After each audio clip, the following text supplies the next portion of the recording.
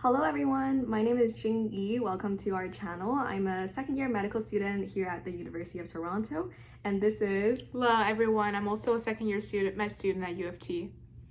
So today we're going to share with you our personal tips and tricks with approaching the MMI interview. I know that a lot of you guys already got interview invites to Canadian medical school, so now is the season to practice. For me personally, I did MMI interviews at the University of Toronto, the University of Alberta, and the University of Calgary. So I have plenty of experience practicing for all of those and going through the process for all of those. Yeah, and for me, in addition to U of T, I also interviewed at Queen's and McMaster for their MMI format as well. So today, the organization of our talk is going to be, I'm going to share a tip, and Liz is going to share a tip of hers, and then hopefully that will prepare you guys for the upcoming interview. Good luck on that. My first tip is staying informed on current events. So that looks like reading magazines, such as The Economist, The New Yorker, or Times Magazine. The reason that you should read these papers is because they often give you an analytical framework for organizing your thoughts and for approaching different events that's happening around you. With the majority of the MMI questions, especially with the UBC ones, I've heard that they ask a lot of policy-based questions. So you have to get yourself to think like a policymaker, and the way you win out is to go on a macro level and analyze things from a systematic perspective. I find that personally when I was practicing, I was organizing my day into, in the morning, I would read and then I would summarize what I have read so that I have that framework in my head of how to approach a similar situation in the future. And I think this framework and this mode of analysis is what impresses the people on the other side and makes you stand out among your peers. i.e., you know a lot about what's happening in the world, you know how to approach them systematically, and you know how to express yourself eloquently and confidently.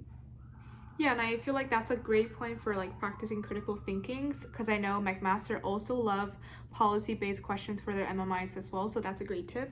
Thank you for sharing, Jinyi. I think the first tip I would give for everyone is, especially if you're not just like a very good natural public speaker like Jinyi, I would say the first thing, you may feel a little bit overwhelmed getting the interview invite, and then my first tip is to say, build a basic answer structure depending on the question type. You'll start to, as you practice more and more and with your research, you'll notice that there are different question types and categories for different MMI stations. And for me, one of the most helpful ways to get me started and not freak out about it is to have a good template or structure of points to talk about for each of the question types, whether it's personal, hypothetical questions, or like Jean said, a policy type of question. I had a framework to kind of help me get started. The benefit of that is, firstly, if you don't know what to talk about, the structure kind of keep you grounded and you can just kind of follow the structure and find information you need to talk about. Second thing is, especially at the start, you may feel overwhelmed. You don't know how to organize your answers that well.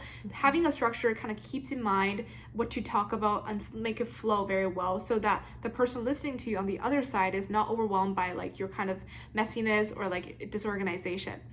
However, the caveat to that is, as you become more and more familiar with the structure and more comfortable with talking and articulating your ideas, the second part, the counterintuitive part, is to jump out of the structure a little bit. Because at the end of the day, what you want to achieve is a very flowy, very organized, but also flexible structure. And so you want to make sure your answer is unique and it's adding some new elements into your structure. Don't always stick to the structure, because at this point, you should be able to have the ability to be able to construct your answers and organize in a way that flows very well, thanks to the structure. And now is your time to jump out of it to make your answer a little bit more unique. And to add on to that point about uniqueness, I think that's what we're all trying to get here is when you're someone who is on the other side of the screen, you want to almost make them remember you. So they're probably listened to how many, 30 interviewers on that day, and at the end of the day, they're asked to rank them, right? So how do you make sure that you have something memorable about you so they have an easier time ranking you above the other people? So my tip is to showcase your own personality and your unique experiences through stories. What do I mean by that? Remember how I told you about having a systematic approach to answering questions? Well, that's only the first part. The second part is having an additional story about yourself. And it involves you thinking about, so what is it that I have experienced, which makes me unique. So for me, for example, I have started my own social enterprise. I have been a nursing student. I have worked with a bunch of communities that my other peers or colleagues probably didn't have the experience of going through. So I would make sure to include stories at the end of my questions that specifically showcases those areas of myself, so that I know the interviewer on the other side, if they're listening, they should remember me.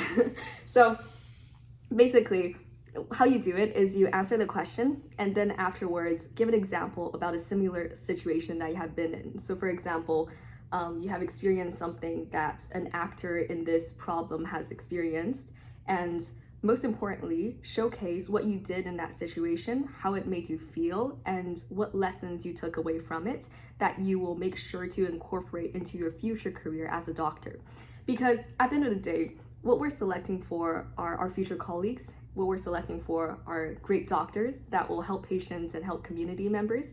And doctors are more than just systematic approaches to questions. They are people, and we want to see the human behind the answer. And these stories are a great way to show the interviewer who you are and make a lasting impression. Yeah, and I think that's a great point that resonate with me a lot. And I think it kind of ties in well with my second tip that I was about to give as well. Is just to keep your answers as authentic and relatable as you can. Like Jean said, sometimes we get, at least how I felt in the beginning of my practices, like, how do I make myself unique? How do I make myself stand out among all the applicants? But really, all you need to do is just to be yourself, right? Instead of thinking about what would they want to hear, and then I think that sometimes that limits the amount of content and how you want to approach things, because you're always worried about, is this the right thing to say, is this a bad thing to say? Instead, just think about, like, if you were to get asked this question in a friends discussion group or on a dinner table with your family, what kind of points would you bring out and how would you argue them? Or in a hypothetical situation, if you were actually got put in that situation in real life, unless if you're actually working at a coffee shop and you actually had a conflict with your coworker, how would you go about solving it, right? And I think being able to be honest as you talk about it, it's very important because it kind of helps you to ground yourself, and the things you say is probably going to be more realistic and genuine than if you just say things that you feel like is the right thing to say. Like Jean mentioned, I think one of the good ways to make your answer genuine and unique is to kind of don't be afraid to add emotions in your answer. I know that we always try to be like very objective and not make assumptions, but sometimes as human beings, we have these emotions, we have these weaknesses that we have to acknowledge, and that's what makes us grow. So when you have to make a difficult decision in a hypothetical situation, I think it's okay to acknowledge that we may be selfish, we may be prone to make a decision that may not be the best choice to make, but ultimately pulling ourselves back and thinking about the consequences, acknowledging how difficult the decision is, and ultimately making that decision, it's going to be a stronger answer if you just jump straight into, oh, I think that's going to be the right choice to do. For sure. It's something that I've heard a lot of the people who we interviewed. So as you know, on our channel, we interview our peers about their experiences getting into medical school. I remember there was a tip that was shared about it's not that important to show off and to impress someone, because in the majority of cases, the people who get interviewed are super like spectacular in their own field already. So what is important here is almost to show your vulnerability, to show, as Xiaole said, when you made mistakes, when you were a human being and you understood that you succumbed to certain problems where you made the wrong decision, and to reflect on that and have lessons that you have to take away that you could carry on into the future.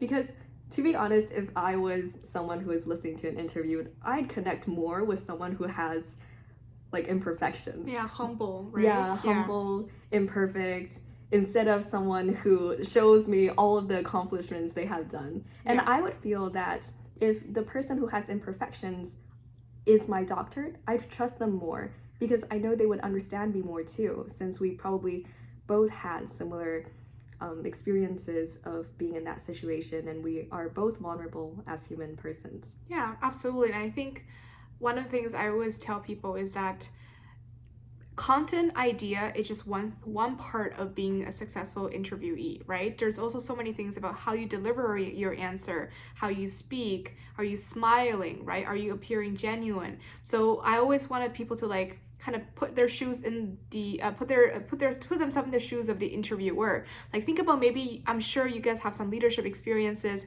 and you have interviewed someone for a position or a role. What are some applicants that you met, you just kind of feel like, oh, they're such a good person, I really like them, I really resonate with them well. And think about the qualities that really speak to you, and then try to see if you can utilize those qualities or showcase those qualities through your interviews as well, because we humans are appealed by very similar things during human connection. So the things that appeal to you during one of your interviews probably will appeal someone else if you do that in your interviews for medical school as well. That's so great. So at the end of the day, the MMI interview is an opportunity for you to show us who you are, for you to connect with us as people, and for you to show your critical thinking skills. Okay, and if you guys have any questions or concerns about the MMI prep or the interview themselves, feel free to give a comment down below, and we'll be happy to answer them. Always happy to make more videos in the future too, to answer some of your pressing questions. And good luck to those who got interview invites. You'll do great. Have faith in yourself, and there is light at the end of the tunnel. That's it for now. See you next Bye-bye. time.